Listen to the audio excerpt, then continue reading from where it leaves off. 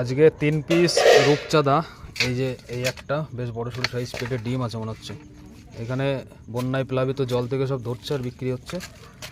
এই যে 3টে, ও বাবা এটাও তো ডিম, এটাও ডিম, কমসে কম 1.5-2 কিলো হয়ে যাবে প্রায়।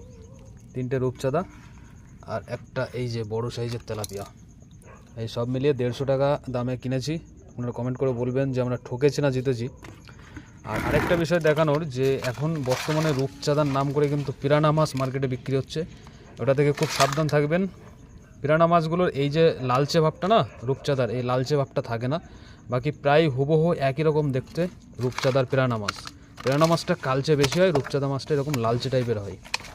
আর বাকি আপনি দাঁত দেখেও আস্তে আস্তে দাঁত দেখেও আপনি চিনতে পারবেন না যে কোনটা রূপচাঁদা কোনটা পিরানা। দাঁত কিন্তু দুটোরই একরকম থাকে।